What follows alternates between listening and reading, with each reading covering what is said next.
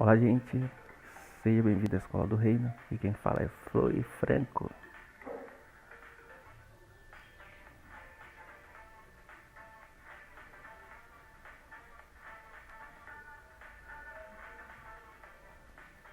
Então, gente, hoje nós vamos falar sobre como estudar a Palavra de Deus. Então, vamos lá. Pega a caneta aí, já anota, assiste o vídeo anterior. Esse parte 1. Essa é a parte 2. Curta, compartilhe com outras pessoas, isso vai ajudar. E eu peço também a ti que assista de novo. Quando você chegar no final, dê um tempo, respire, beba água e volte e assista de novo. Porque essa verdade vai mudar, transformar a sua vida.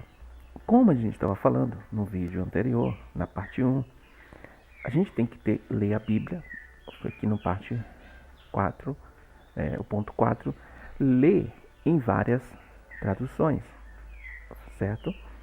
E o passo 5 é: fique atento ao sentido de linguagem. Quando a gente fala sentido de linguagem, é que a Bíblia, ela sempre vai. A leitura dela é no sentido literal, algumas coisas, como por exemplo, Jesus chorou. A gente não está falando figurativo. Realmente, quando Jesus estava ali para ressuscitar Lázaro, um pouco antes, ele se comoveu com a situação e chorou, porque Jesus, ele não quer que ninguém morra. Ele nos criou para viver eternamente. Ele ficou triste e ali ele chorou. Então, o sentido de linguagem pode ser literal, figurado. Vamos dar um exemplo de sentido figurado. A Bíblia diz em Salmo 1 que aquele que medita na lei do Senhor, se você medita na lei do Senhor de dia e de noite, quer dizer, a tempo, quando você acha que não tem tempo, será como uma árvore plantada junto de ribeiros de águas, que dá seu fruto no tempo certo. Tudo quanto faz dá certo e ele prospera em todas as áreas. Então, quem medita na palavra de dia e de noite é como uma árvore. Ele não está dizendo que a pessoa é a árvore. Ele está dizendo que representa. Então, é um sentido de linguagem figurativo. Está fazendo uma comparação. E tem um sentido de linguagem simbólico, que é quando a Bíblia ela tem algo representativo de valor espiritual, que são os símbolos. A Bíblia ela tem símbolos, todo reino tem símbolos, como coroa, cetro, tá? Trono, todo objetos, né, são símbolos no reino de Deus. E os símbolos têm um significado, entendeu? A Santa Ceia, você tem um pão e você tem um suco de uva, você tem o vinho, o pão e o vinho. Eles têm uma representatividade espiritual. Então, o pão, Jesus disse, é o meu corpo, disse Jesus. E o vinho é o meu sangue da nova aliança. Então, os símbolos, eles existem do livro de Gênesis até o livro de Apocalipse. Principalmente no livro de Apocalipse, que ele é todo simbólico. Nós vamos ver, já aguarde, fica comigo aqui. Nós vamos ver alguns símbolos. Eu tenho um curso também, que é o curso de pregadores do reino, que a gente aprende a interpretar vários símbolos, né, da Bíblia, principalmente do livro de Apocalipse. O link vai ficar aí embaixo aí do vídeo, se você que tiver interesse em fazer o nosso curso. Claro que aqui a gente tem cerca de 15, 20 minutos de estudo, é para tu colocar em prática, mas se você quer se tornar um pregador, se o seu sonho é esse, ser um palestrante, se o seu sonho é esse, ser um portador da palavra de Deus, levar a palavra de Deus a outras pessoas, ministrar bem a palavra, a música que Deus lhe deu, saber ministrar, tem que aprender a interpretar a Bíblia corretamente. Aí nós temos mas eu estou ensinando a vocês o básico aqui, que vai alavancar, né, de forma simples o seu conhecimento bíblico, tá? Aí você põe em prática isso aqui. Então, se tiver interesse do curso, clica aí no link embaixo, que você vai para uma página e lá você vai saber mais sobre o curso. Os livros, os livros concordam entre si sobre o reino, o rei e os seus filhos. Então, toda a Bíblia, de Gênesis a Apocalipse, esses livros eles concordam entre si sobre o reino de Deus, sobre o rei, que é um rei. Jesus, lembrando que Jesus não é um democrata, tá? Ele não é um primeiro-ministro. Jesus é um rei. Quando você entende isso, muda tudo. Porque a democracia, um presidente eleito pelo povo. E algumas pessoas acham que colocou Jesus no poder. Não. Jesus que nos coloca no seu poder. Você entende isso? Porque ele é rei. O rei nasce rei. Ele não precisa dar satisfação da vida dele. Há uma grande diferença de um presidente para um rei. O rei nasce rei. Quando toma posse do seu reino, se ele é um rei bom, ele vai chamar o seu povo e ser um com o seu povo. Isso é um reino. É um tipo de governo.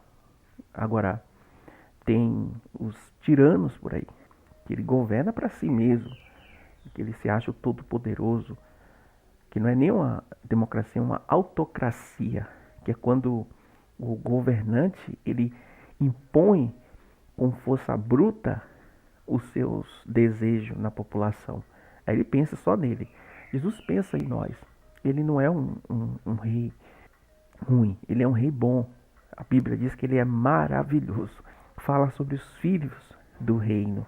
Quem são os filhos do reino? Somos nós que pertencemos a ele. Então sempre a Bíblia vai falar sobre o reino, o rei e os filhos do reino. Agora, preste atenção aí, fazendo muito barulho aí, ou senta no canto e escuta agora com cuidado. Pega um caderno aí, anota os versículos que a gente vai aprender na prática agora como estudar a palavra de Deus.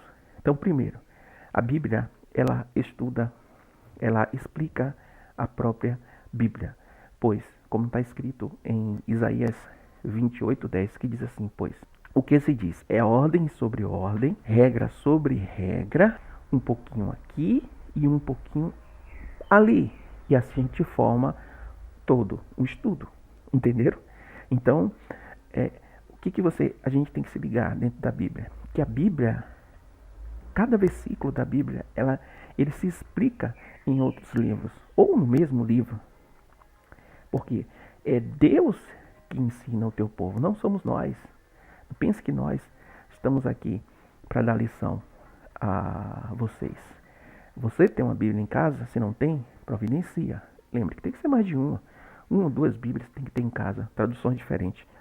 Quando você lê, você vai procurar ver o que a gente chama de referências. Então você pode ver a referência dos versículos sobre coração e vai aprender como purificar um coração. Um coração cheio de ódio, um coração cheio de rancor, um coração duro, né? E pesquisa. Hoje é fácil, gente. Todo mundo tem um celular, tá? Pesquisa lá, versículos sobre coração. Vai aparecer vários. E dali você começa a anotar no seu caderno e montar o seu estudo sobre como purificar o coração. Estou dando um exemplo aqui. Vamos por exemplo aqui? Vamos ver como a Bíblia, ela auto-explica. Marcos 4, 30 e 32. Novamente ele disse, Jesus está falando, tá? Com que compararemos o reino de Deus? Que parábola usaremos para descrevê-lo? É como um grão, presta atenção, ele está comparando a palavra de Deus como um grão de mostarda, que quando plantada é a menor das sementes. No entanto, plantada, ela cresce e se torna a maior de todas as hortaliças, com ramos tão grandes que as aves do céu podem abrigar-se à sua sombra. No mesmo livro aí, no mesmo capítulo de Marcos, tá? Marcos 4, a gente vai ver no versículo 14 que o semeador semeia a palavra. O que é essa semente que ele está falando aqui? A semente é o que? A palavra de Deus. Ele falou aqui. E aqui, em Marcos 4,14, ele está dizendo. Então, quem disse que a semente é a palavra de Deus? Foi eu não. Jesus mesmo disse. Está escrito. Mateus, capítulo 13 também Versículo 19, ele diz que a palavra, a mensagem do reino, a palavra é a semente. E ele prosseguiu e disse: o reino dos céus é semelhante a um homem que lança semente. O que é a semente? A palavra. Isso, a semente é a palavra. É um homem que lança semente sobre a terra, noite e dia. Quer ele durma, quer ele se levante, a semente germina. Grave isso aí. Cresce, embora ele não saiba como. Ela vai germinar e vai crescer. A terra por si própria produz grão. Primeiro o talo, depois a espiga e por último o grão. E aí chega o tempo da colheita. Calma, vamos entender. Mais um versículo aqui sobre semente, tá? Eu estou falando sobre a semente. A semente é o que? É a palavra de Deus. Lucas 17, versos 5 e 6, os apóstolos disseram: Senhor, aumenta a nossa fé. Então Jesus disse: se vocês tiverem fé do tamanho ou como uma semente de mostarda, lembre, a semente de mostarda é aquilo que a gente viu lá no início, que era como uma semente, ela é a menor de todas, mas quando plantada, ela precisa o quê? Ser plantada. Quando plantada, ela cresce, primeiro o talo, depois a espiga, e então vem um grão, mas ela cresce. Você não sabe como, mas ela produz um fruto por si só. Porque a ideia é que Deus já colocou dentro da semente vida. O que é a semente? A semente é a palavra de Deus. Veja o que Jesus disse. Uma semente de mostarda. Poderão dizer, quem tem a fé como a semente de mostarda, como é a fé como a semente de mostarda? Está aqui, ó, Marcos 4, 30, 32. Dá uma lida, tá? Se você tem esse tipo de fé, então você pode dizer a esta moreira. Você vai falar com quem? Com Deus? O que é a moreira aqui? A moreira é um problema, seja qual for. Uma mágoa, um rancor muito forte. Porque no contexto aqui ele está falando sobre perdão. Senhor, quantas vezes eu tenho que perdoar o irmão? Quantas vezes for necessário. Mas Deus, eu não tenho fé o suficiente, aumenta a minha fé. Tipo isso que os discípulos estavam perguntando a Jesus. Aí Jesus lança a parábola. Você vai falar, dizer, aqui ó, falar com quem? Com a moreira. Arranca-se daqui e planta-se no mar. E assim será. Por quê? Porque você tem um tipo de fé como a semente. Uma vez plantada, ela vai crescer. A moreira aí representa qualquer problema na sua vida. Seja qual for o problema, você tem fé hoje o suficiente, porque embora a semente de mostarda seja um grão tão minúsculo, tão pequenininho, e não dê nem parece que não tem significado, contudo, ela cresce. Então, às vezes, você acha que não é nada dentro no seu ministério, você não é nada na sua igreja, você não é nada na sua casa, você não é nada no seu trabalho, você se considera como nada. Mas o pouquinho de fé que você tem, essa fé só precisa ser plantada. E eu planto como? Quando eu semeio ela, ou seja, quando eu falo, ela vai para o coração. Uma vez que está no coração, ela vai começar o quê? A produzir os seus frutos. Eu não sei, meu querido, qual o problema que hoje te atormenta. O que eu tenho que fazer? Coloca a mão. Esse é um dor de ouvido? Coloca a mão no ouvido e declara agora: eu não sei de onde veio essa dor, mas agora, em o nome do Senhor Jesus, dor que está aí, a sua origem, saia agora pela raiz e planta-se no mar do esquecimento e não volte mais. E creia nisso, meu querido. Às vezes você vai ter que orar 1, 2, 3, 4, 5, 6, quantas vezes for necessário, mas essa dor vai passar. Amém? Creia nisso. Deus é maravilhoso, meu querido. Então vamos lá. Como estudar a palavra de Deus? Aprenda a ler os textos, ou ler os versículos cuidadosamente. Não leia só por ler. Leia com calma. Veja comigo. 2 Coríntios capítulo 3, 6. 3, 6. Esse versículo foi mal interpretado por muitos anos. Eu mesmo interpretei ele errado por muitos anos. Até que então a verdade chegou. E quando a verdade chega, a mentira sai correndo, meu querido. Preste atenção aqui, ó. Diz assim, ó, ele nos capacitou para sermos ministros de uma nova aliança. Não da letra, mas do Espírito. Pois A letra mata, mas o espírito vivifica. Então, quando você for ler a Bíblia, leia com calma. Vamos lá? Ele nos capacitou para sermos ministro de uma nova aliança, não da letra, mas do espírito. Pois a letra mata, mas o espírito vivifica. Por muitos anos eu interpretei esse versículo errado, até que então veio a verdade. Quando a verdade chega, a mentira sai correndo por 7 caminhos. Deus é maravilhoso. O que a gente entendia? Que a letra mata, ou seja, se eu estudar a Bíblia, eu vou morrer. Olha que coisa diabólica. A Bíblia diz que sem a palavra de Deus nós não vivemos. Jesus disse, nem só de pão viverá o homem, mas de toda palavra que vem de Deus. E a palavra está aqui, eu preciso ler. Porque essa semente tem que vir com o meu coração para brotar os frutos. Cura, libertação, salvação. Vem pelo ouvir a palavra de Deus. Você tem que cercar da palavra de Deus dia e noite, dia e noite. Por isso que o Evangelho de Cristo é conhecido como boas novas, boas notícias. Notícias tão boas que é difícil de acreditar. Porque só eu ler a Bíblia, eu vou ser curado? Sim, é isso. É que a palavra diz. Leia Hebreus 4:12. Leia lá Provérbios 4:20, 22. Leia. Agora, vem o diabo e coloca a mentira dentro da palavra de Deus. Você não pode estudar a palavra de Deus, porque a palavra de Deus, a letra mata. O que é essa letra? Essa letra, meu querido, ele já está dizendo, vamos com calma, ele nos capacitou para sermos ministros de uma nova aliança.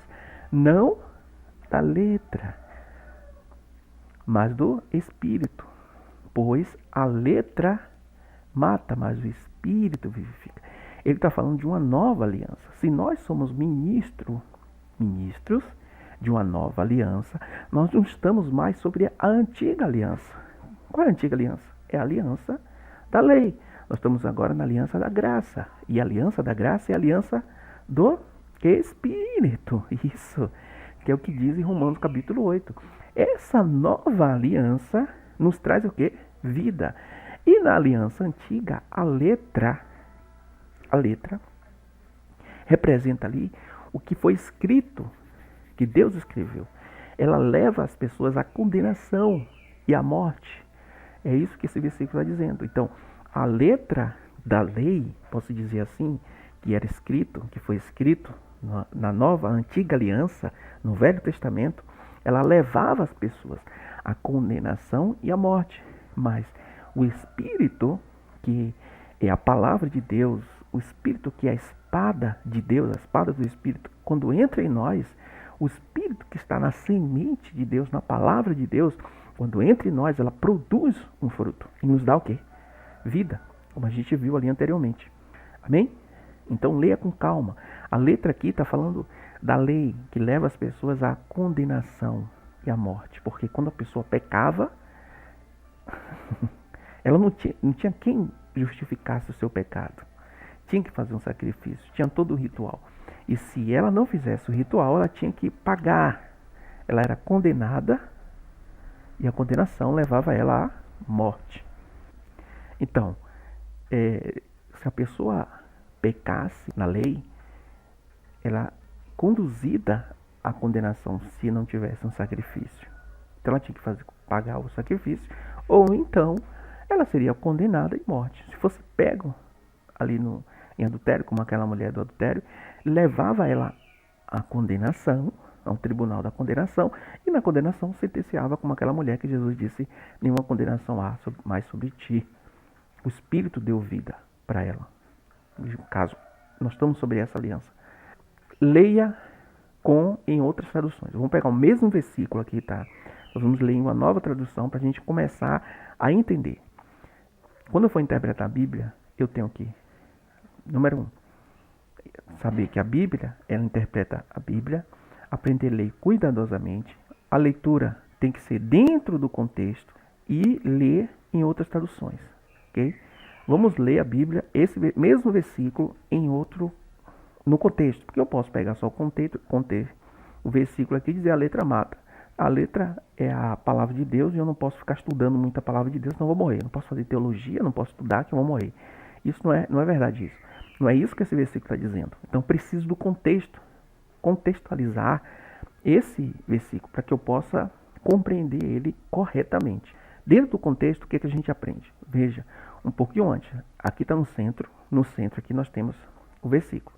Ele nos capacitou para ser ministros de uma nova aliança, não da letra, mas do Espírito. Pois a letra mata, mas o Espírito vivifica. NVI. Um pouquinho antes, no versículo 3, ele diz: vocês demonstram que são uma carta escrita. Veja que no contexto ele está falando sobre carta. Resultado do nosso ministério. Escrito. Não com tintas, mas com Espírito de Deus. Por isso que o Espírito vivifica, porque foi escrito no nosso coração. Não nas tábuas de pedra. O que foi escrito nas tábuas de pedra? Os mandamentos. Foram os mandamentos que foram escritos nas tábuas de pedra. Mas nas tábuas do nosso coração. Então o Espírito escreve no nosso coração a verdade de Deus. Na antiga aliança, como ele está dizendo no verso 6, Deus escreveu em pedra os mandamentos. E essa letra que foi escrita aqui representa o quê? O Velho Testamento. Vamos continuar. Um pouquinho depois ele diz: o ministério que trouxe a morte. Olha só. Que ministério é esse? Nós estamos sobre um novo ministério aqui, ó. Tá vendo? Nós estamos sobre uma nova aliança. O ministério que trouxe a morte, que é o ministério antigo, a lei, foi gravado com pedras. Você está falando que a lei mata? Não, presta atenção no que eu estou dizendo. A letra representa a lei que foi escrita em tábuas de pedra. O ministério que trouxe a morte foi gravado em letras. Olha aqui, na tábuas, versículo 3. E leva as pessoas ao quê? À morte, porque ela vai ser condenada e vai ter que pagar. Veja aqui, ó, no versículo 9. Se era glorioso o ministério que trouxe a condenação, olha, ele chama o ministério da condenação, tá vendo? Quanto mais glorioso será o ministério que produz a justiça, que é o período que a gente está vivendo aqui. Então, é necessário, gente, ler o contexto. Então, não leia apenas o versículo solto. Leia o contexto e entenda antes de explicar, principalmente quando surgir dúvidas, o que é verdade ou não. Leia o contexto. Leia também em outras traduções. O mesmo versículo agora. Vamos ver em outras traduções para clarear mais a mente. Tem que ter várias traduções. A NVI a gente já leu aqui, que é o que a gente está lendo, que a letra mata. A Almeida Corrigida Fiel diz assim: ao qual nos fez também capazes de ser ministros de um novo testamento, porque existe o velho, tá? Não estamos mais sobre o velho, agora nós estamos sobre o novo.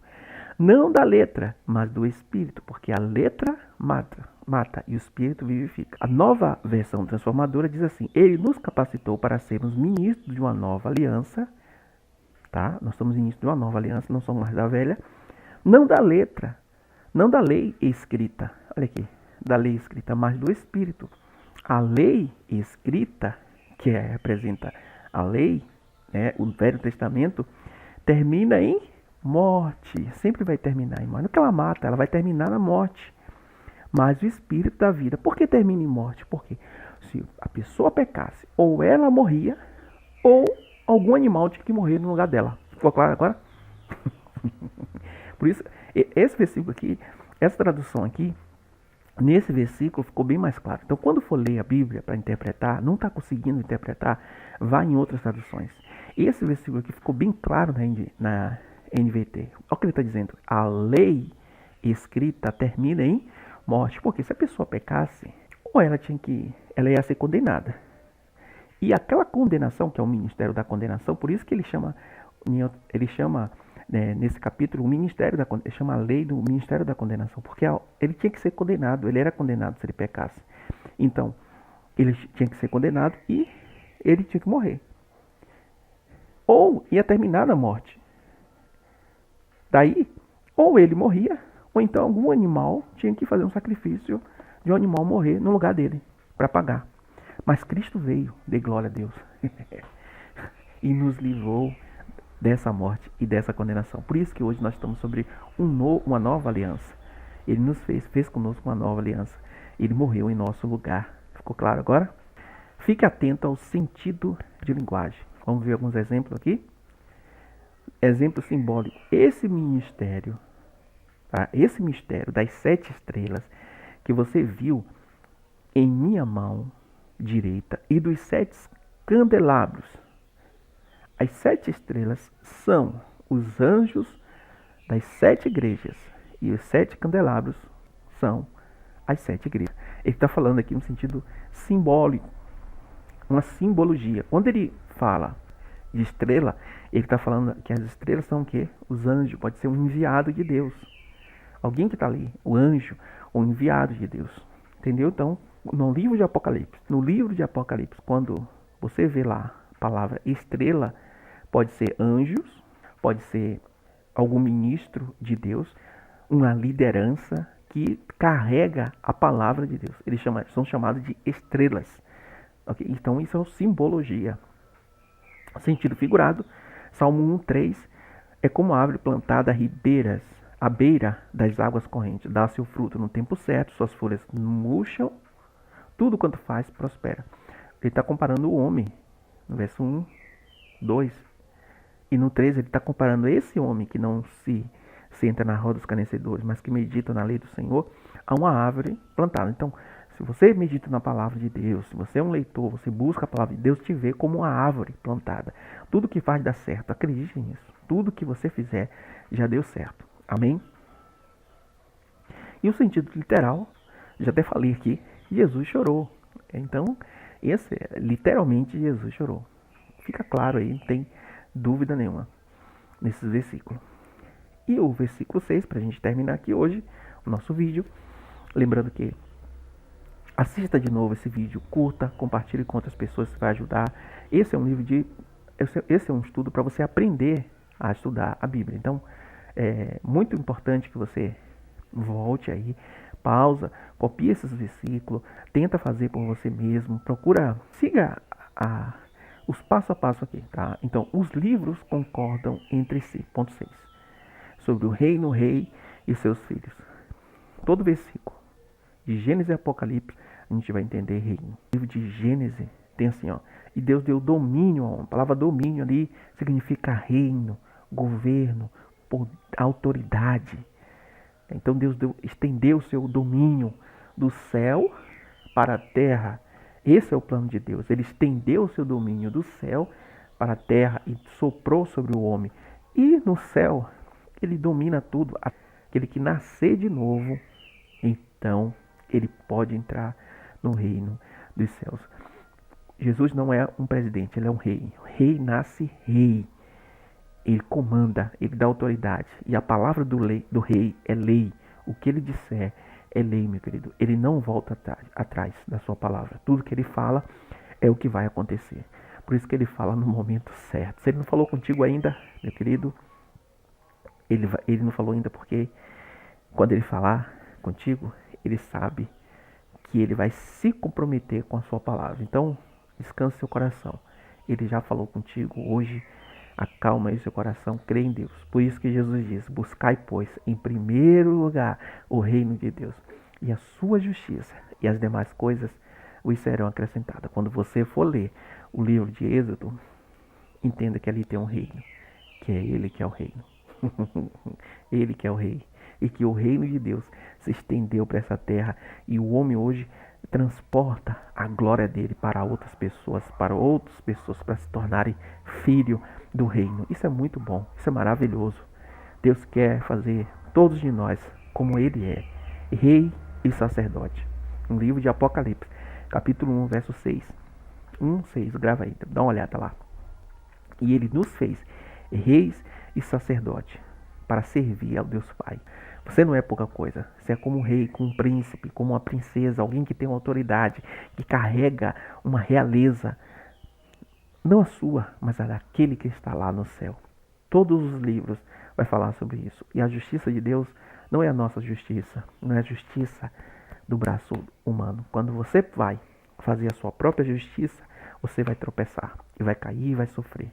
Porque a Bíblia diz que aquele que faz uma armadilha para outra pessoa, ele cairá nela mesmo. Mas quando você espera a justiça de Deus, Deus vai te surpreender com maravilhas do céu. Então, creia, meu querido, a justiça é a de Deus, não a nossa.